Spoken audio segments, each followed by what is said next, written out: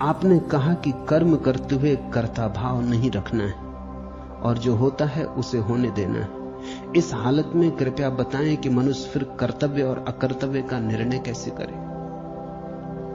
जो हो सहज वही कर्तव्य, जो करना पड़े जबरदस्ती वही अकर्तव्य।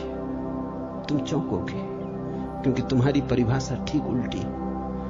तुम तो कर्तव्य उसी को कहते हो जो मजबूरी में करना पड़ता है। बाप बीमार है, पैर दबा रहे हैं, तुम कहते हो कर्तव्य कर रहे हैं। कर्तव्य कर रहे हैं मतलब कि मरो भी या ठीक हो जाओ, कर्तव्य तो ना करवाओ। अभी किन पापों का फल भोग रहे हैं कि अभी फिल्म देखने गए होते कि क्लब में नाच हो रहा है, कि रोटरी क्लब की बैठक हो रही है, बाप के पांव दबाने पड़ रहे हैं। किसने तुमसे कहा था कि हमको जन्म दो? ये सब विचार उठ रहे हैं।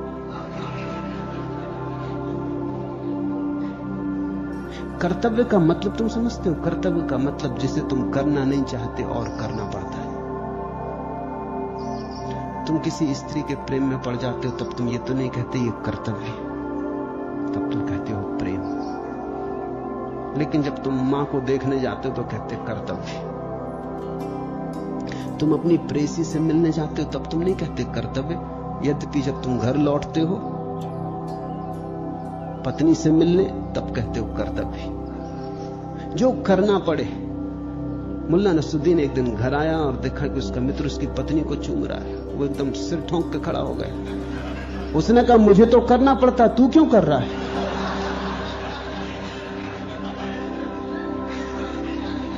उसे भरोसे ही ना आया। कर्तव्य का अर्थ ही है नहीं करना था फिर भी करना पड़ा। मन से नहीं किया, हृदय से नहीं किया, ये कोई कर्तव्य हुआ? तुम्हारा कर्तव्य तो गंदा शब्द है। तो मैं तो तुमसे कहता हूं वही करना जो सहज हो। धोखा मत देना। अगर पैर ना दबाने हो पिता के तो क्षमा मांग लेना, कहना कि भाव नहीं उठता, झूठ ना करूंगा। हां, सहज उठता हो भाव तो ही दाबना। और मैं मानता हूं कि तुम्हारे पिता भी प्रसन्न होंगे, क्योंकि मेरा यह अनुभव है कि अगर तुम जबरदस्ती पिता के पैर दाब रहे हो तो पिता प्रसन्न नहीं होते। जबरदस्ती से कोई प्रसन्नता कहीं नहीं फलती। जब तुम ही प्रसन्न नहीं हो तो तुम्हारे हाथ की ऊर्जा और गर्मी और तुम्हारे हाथ की तरंग तरंग कहेगी कि तुम जबरदस्ती कर रहे हो। ठीक है, करना पड़ रहा है। उधर पिता भी पड़े देख रहे हैं कि ठीक है, मजबूरी है तो कर रहे हो। न तुम प्रसन्न हो, न पिता प्रसन्न है।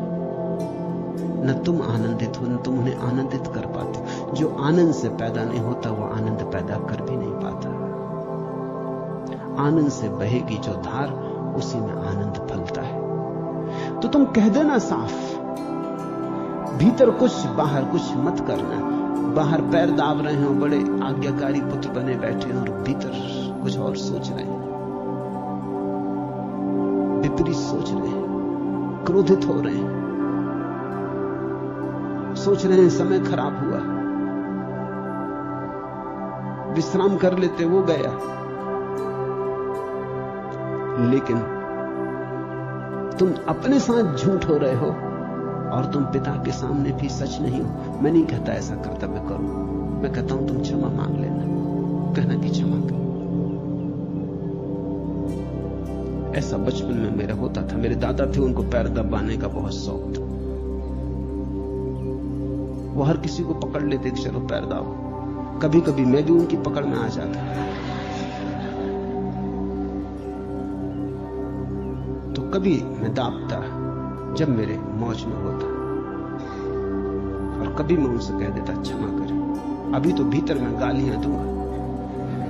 दबा ना हो दबा लें, लेकिन मैं दाबूंगा नहीं, यह कर्तव्य होगा। अभी तो मैं खेलने जा रहा। धीरे धीरे वो समझे। एक दिन मैंने सुना वो मेरे पिता से कह रहे थे कि जब ये मेरे पैर दाबता है तो जैसा मुझे आनंद मिलता कभी नहीं मिलता। हालांकि ये सदा नहीं दाबता, मगर जब ये दाबता है तो इस पर भरोसा किया जा सकता है कि ये दाब रहा है और इससे रस है। कभी कभी तो ये बीज दाबते दाबते रुक जाता और कहता बस क्षमा, कि भाई क्या हो गया, अभी तो तू ठीक दाब रहा था, बस अब बात खत्म हो गई, अब मेरा इससे आगे मन नहीं है। वो जितने प्रसन्न मुझसे थे कभी परिवार में किसी से भी नहीं रहे। हालांकि उनके बेटे तो उनके पैर दाबते थे, मगर वो उनसे उतने प्रसन्न नहीं थे। मैं तो छोटा था, कोई ज्यादा उनके पैर दाब भी नहीं सकता था। फिर तो धीरे धीरे वे मुझसे पूछने लगे कि आज मन है। उन्होंने ये कहना बंद कर दिया कि चलो पैर दाबो। फिर तो धीरे धीरे मैं खुद भी जब कभी मुझे मन होता उनसे जाके कहता आपका मन है, आज मैं राजी हूं। जीवन को जितने दूर तक बन सके छोटे से छोटे काम से लेकर सहज करना उचित है, क्योंकि सहज ही धीरे धीरे समाधि बन जाता है। वही करना जो तुम्हारे आनंद से हो रहा हो, और तुम लंबे अरसे में पछताओगे नहीं। हो सकता है तत्क्षण अड़चन मालूम पड़े, लेकिन झूठ झूठ है, और तत्क्षण कितना ही सुविधापूर्ण मालूम पड़े, अंततः तुम्हें जाल में उलझा जाएगा। तुम साफ साफ होना, इसको मैं प्रमाणिक होना कहता हूं। पूछा है तुमने मनुष्य फिर कैसे तय करे क्या कर्तव्य क्या अकर्तव्य। तय करने की बात ही नहीं है। जो सुखद, जो प्रीतिकर, वही कर्तव्य है। जो प्रीतिकर नहीं, जो सुखद नहीं, वही अकर्तव्य। तुम्हें उल्टा सिखाया गया, इसलिए उलझन पैदा हो रही। तुम्हें सिखाया गया प्रीतिकर अप्रीतिकर का कोई सवाल नहीं, सहज असहज का कोई सवाल नहीं। दूसरे जैसा चाहते हैं वैसा करो तो कर्तव्य, तुम जैसा चाहते हो वैसा करो तो अकर्तव्य हो गए। तो हर व्यक्ति दूसरे के हिसाब से जी रहा है, इसलिए तो कम लोग जी रहे हैं, अधिक लोग मरे मराए जी ही नहीं रहे। ये कोई जीने का ढंग है? दूसरों की अपेक्षाएं पूरी करने में जीवन बिता रहे हो, फिर कैसे सुगंध होगी, फिर कैसे संगीत जन्मेगा, फिर तुम कैसे नाचोगे? सदा दूसरे की आकांक्षा पूरी कर रहे हो। एक मां अपने बेटे को कह रही थी कि बेटा सदा दूसरों की सेवा करना चाहिए। उसने पूछा क्यों? उसकी मां ने कहा क्यों? शास्त्र ऐसा कहते हैं, भगवान ने इसीलिए तो बनाया हमें कि हम दूसरों की सेवा करें। उस बेटे ने कहा और भगवान ने दूसरों को किस लिए बनाया? इसका भी तो कुछ उत्तर होना चाहिए। हम उनकी सेवा करें इसलिए बनाया, और हमको इसलिए बनाया कि वो हमारी सेवा करें। तो सब अपनी अपनी सेवा ना कर ले। ये इतना जाल क्यों फैलाना? तुम अपेक्षा दूसरे की पूरी करो, दूसरे तुम्हारी अपेक्षाएं पूरी कर रहे हैं। न वे प्रसन्न है, न तुम प्रसन्न हो, जगत बिल्कुल उदास हो गया। नहीं, यही मेरी मौलिक क्रांति है जो मैं तुम्हें देना चाहता हूं। तुम वही करो जो तुम्हारा आनंद है, चाहे कुछ भी कीमत हो। तुम कभी वह मत करो जो तुम्हारा आनंद नहीं है, चाहे उसके लिए तुम्हें कितना ही चुकाना पड़े। तुम आखिर में पाओगे कि तुम जीते हारे नहीं। और मैं तुमसे यह भी कहता हूं कि चाहे शुरू शुरू में लोग तुमसे परेशान हो, क्योंकि उनकी आदतें खराब कर ली हैं तुमने, इसलिए समाज विकृत हो गया है इसलिए, लेकिन धीरे धीरे तुम्हारी प्रामाणिकता समझेंगे। तुम तो भरोसा किया जा सकता है, ऐसा मानेंगे क्योंकि तुम प्रामाणिक हो। सत्य अंततः किसी को भी नुकसान नहीं पहुंचाता। शुरू शुरू में कई दफा लगता है कि नुकसान पहुंचाता है। असत्य मत हो, और भावों को तो कभी झुठलाओ मत। अगर इस प्रक्रिया में तुम पड़ गए झुठलाने की, तो तुम धीरे धीरे झूठ का एक संग्रह हो जाओगे, जिसमें से जीवन की आग बिल्कुल खो जाएगी, राख ही राख रह जाएगी। और अगर तुम सहज बनने लगो तो तुम अचानक पाओगे परमात्मा को खोजने को कुछ भी नहीं करना पड़ता। तुम्हारी सहजता के ही झरोखे से किसी दिन परमात्मा भीतर उतर आता, क्योंकि परमात्मा यानी सहजता। ज्ञात नहीं जाने किस द्वार से, कौन से प्रकार से मेरे गृह कक्ष में, दुस्तर तिमिर दुर्ग दुर्गम विपक्ष में, उज्जवल प्रभामयी एकाएक कोमल किरण एक आ गई। बीच से अंधेरे के हुए दो टूक, विस्मय विमुक्त मेरा मन पा गया अनंत धन। तुम्हें पता भी ना चलेगा कब किस अज्ञात क्षण में बिना कोई खबर दिए अतिथि की भांति द्वार पर परमात्मा दस्तक दे देता है। धर्म के इतने जाल की जरूरत नहीं है अगर तुम सहज हो, क्योंकि सहज होना यानी स्वाभाविक होना, स्वाभाविक होना यानी धार्मिक होना। महावीर ने तो धर्म की परिभाषा ही स्वभाव की है। वत्थु सहावो धम्म, जो वस्तु का स्वभाव है वही धर्म है। जैसे आग का धर्म है जलाना, पानी का धर्म है नीचे की तरफ बहना। ऐसा अगर मनुष्य भी अपने स्वभाव में जीने लगे तो बस हो गई बात, कुछ करना नहीं है। सहज हो गए कि सब हो गया। राम जी भले आए, ऐसे ही आंधी की ओट में चले आए बिन बुलाए। आए पधारो, सिर आंखों पर बंदना सरकारो। ऐसे ही एक दिन डोलता हुआ आ धमकूंगा मैं तुम्हारे दरबार में। औचक क्या ले सकोगे अपनी करुणा के पसार में। राम जी भले आए, ऐसे ही आंधी की ओट में चले आए बिन बुलाए। आए पधारो, सिर आंखों पर बंदना सकारो। परमात्मा ऐसे ही आता है चुपचाप, पग ध्वनि भी सुनाई नहीं पड़ती, कोई शोरगुल नहीं होता। योग तप जप कोई जरूरत नहीं पड़ती अगर तुम सहज हो जाओ, अगर तुम शांत आनंद मग्न जीने लगो। और आनंद मग्न जीने का एक ही उपाय है, अपेक्षाएं पूरी करने मत लग जाना। जिनकी तुम अपेक्षाएं पूरी करोगे उन्हें तुम कभी प्रसन्न न कर पाओगे। ये और एक मजा है, तुम अपने को विकृत कर लोगे और वो कभी प्रसन्न न होंगे, क्योंकि तुम्हारे प्रसन्न हुए बिना वे कैसे प्रसन्न हो सकते हैं। तुमने देखा तुम्हारी पत्नी तुमसे प्रसन्न है, हालांकि तुम सिर धुनते रहते हो कि तेरे लिए ही मरा जाता, पिसा जाता, सिर तोड़ता दिन रात, और तू प्रसन्न नहीं है। तुम्हारे बच्चे तुमसे प्रसन्न हैं, हालांकि तुम छाती पीट पीट के यही कहते रहते हो कि तुम्हारे लिए ही जी रहा हूं, अन्यथा जीने में और क्या है। तुम पढ़ लिख जाओ, तुम बड़े हो जाओ, सुख संपन्न ताको उपलब्ध हो जाओ, इसलिए सब कुछ लुटाए जा रहा हूं, तुम्हारे लिए सब कुछ दांव पर लगाया और तुम अनुग्रहित भी नहीं हो।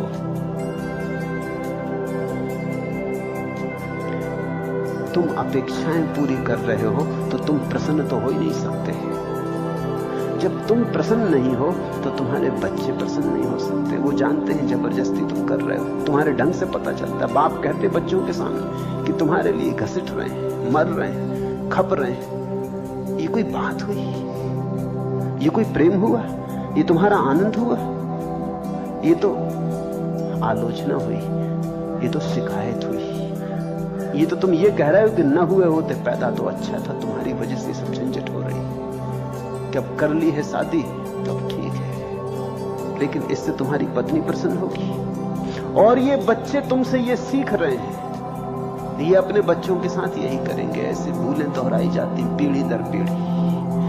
तुम प्रसन्न हो जाओ। तुम अगर काम कर रहे हो तो एक बात ईमानदारी से समझ लो कि तुम अपने आनंद के लिए कर रहे हो। बच्चों का उससे हित हो जाएगा, ये कौन है? ये लक्ष्य नहीं। तुम्हारी पत्नी को वस्त्र और भोजन मिल जाएगा, ये कौन है? ये लक्ष्य नहीं है। काम तुम अपने आनंद से कर रहे हो, तुम्हारा जीवन, तुम आनंदित हो इसे करने में। और ये तुम्हारी पत्नी है, तुमने इसे चाहा है और प्रेम किया है, इसलिए तुम, ये कोई सवाल ही नहीं कहने का कि मैं खपा जा रहा हूं, मैं मरा जा रहा हूं। ये कोई भाषा है? ये तुम बच्चों से कह रहे हो, उनके मन में जहर डाल रहे हो। इन्होंने तुम्हारी कभी प्रसन्न मुद्रा नहीं देखी। मुल्ला नसरुद्दीन एक दफा फोटो निकलवाने गया तो बहुत तरह से कैमरा जमाया फोटोग्राफर ने, लेकिन उनकी शक्ल ठीक बने ही ना। तो उसने कहा कि बड़े मियां, एक क्षण को मुस्कुरा दो, फिर आप अपनी स्वाभाविक मुद्रा में आ जाना। मुस्कुराना लोग भूल गए, हंसना भूल गए। हंसना पाप जैसा मालूम पड़ता है। लोग रोती सूरतें बना लिए। इन्हीं रोती सूरतों को लेकर परमात्मा के पास जाओगे, उस पर कुछ तो दया करो।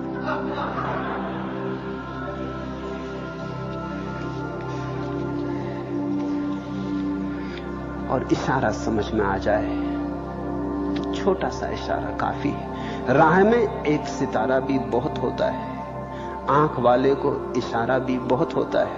बीच मझधार में जाने की जरूरत क्या है, डूबना हो तो किनारा भी बहुत होता है। सहजता सूत्र है। जागना हो तो सहजता के सूत्र को पकड़ लो, और सब खो जाए, सहजता का धागा ना खोए। तुम्हारे जीवन की सारी मणियां सहजता के धागे में पिरो जाएं, तुम गजरे बन जाओगे उसके गले के योग। निहारका से द्वंद कर रवि कर निकर विजयी बने, प्रत्युष के पीयूष कण पहुंचा रहे तुम तक घने। कोमल मलय के स्पर्श सौरभ से हिमनी से सने, दुलरा तुम्हें जाते जगाते कूचते तरु के तने। भोले कुसुम भूले कुसुम जो आज भी जागे न तुम, तो और जागोगे भला किस जागरण क्षण में कुसुम। यह स्वप्न टूटेगा न क्या भोले कुसुम भूले कुसुम। लो तितलियां मछली चली सतरंग चिनांसुक पहन, छवि की पुतलियों सी मचलती मद भरे जिनके नयन। हर एक कली के कान में कहती हुई जागो बहन, जागो बहन दिन चढ़ गया खोलो नयन। धोलो बदन अनमोल रे यह क्षण न खोने का शयन। वन में कुसुम कब और जागोगे भला भोले कुसुम भूले कुसुम। सब मौजूद है और तुम सोए। हवा चल उठी, सूरज निकल आया, तितलियां गूंजने लगी, मलय बाहर बहने लगी और कहने लगी जागो कुसुम भूले कुसुम। सब तैयार है, सुबह हो गई, तुम सोए पड़े, तुम बेहोश पड़े। परमात्मा प्रतिपल तैयार है, लेकिन तुम ऐसे अंधेरे में और ऐसी उदासी में और ऐसे नरक में घिरे, और नरक तुम्हारा अपना बनाया हुआ है, तुम उसके कारण हो। हजारों लोगों के जीवन में देखकर मैं ये कह पाता हूं कि तुम अपने नरक के कारण हो। और मैं ये नहीं कहता कि अतीत जन्मों में तुमने कोई पाप किए थे इसलिए तुम नरक में हो। मैं तुमसे कहता हूं अभी तुम भ्रांतियां कर रहे हो इसलिए तुम नरक में हो, क्योंकि अतीत जन्मों में किए पापों को अब तो दोहराने और ठीक करने का कोई उपाय नहीं, अब तो पीछे जाने की कोई जगह नहीं, वो तो धोखा है। मैं तो तुमसे कहता हूं अभी भी तुम वही कर रहे हो। उनमें एक बुनियादी बात है, सहजता को मत छोड़ना। कबीर ने कहा है साधो सहज समाधि भली। तुम सहज और सत्य और सरल, फिर जो भी कीमत हो चुका देना, यही संन्यास है। कीमत चुकाना तपस्या है। तुम झूठ मत लादना, तुम झूठे मुखौटे मत पहनना। ज़ैन फकीर कहते हैं खोज लो अपना असली चेहरा, ओरिजिनल फेस। सहजता असली चेहरा है। जीसस ने कहा हो जाओ फिर छोटे बच्चों की भांति। सहजता छोटे बच्चों की भांति हो जाना है, और वही अष्टावक्र का संदेश देना है कि जैसे हो वैसे ही इसी क्षण घटना घट सकती है। सिर्फ एक बात छोड़ दो, अपने को कुछ और बताना छोड़ दो, जो हो बस वैसे। शुरू में निश्चित कठिनाई होगी, लेकिन धीरे धीरे तुम पाओगे हर कठिनाई तुम्हें नए नए द्वारों पर ले आई, और हर कठिनाई तुम्हारे जीवन को और मधुर कर गई, और हर कठिनाई ने तुम्हें संभाला, और हर कठिनाई ने तुम्हें मजबूत किया, तुम्हारे भीतर बल को जगाया। धीरे धीरे कदम कदम चल के एक दिन आदमी परिपूर्ण सहज हो जाता, तब उसके जीवन में कोई दुराव नहीं रह जाता, कोई कपट नहीं रह जाता। इस जीवन को ही मैं धार्मिक जीवन कहता हूं।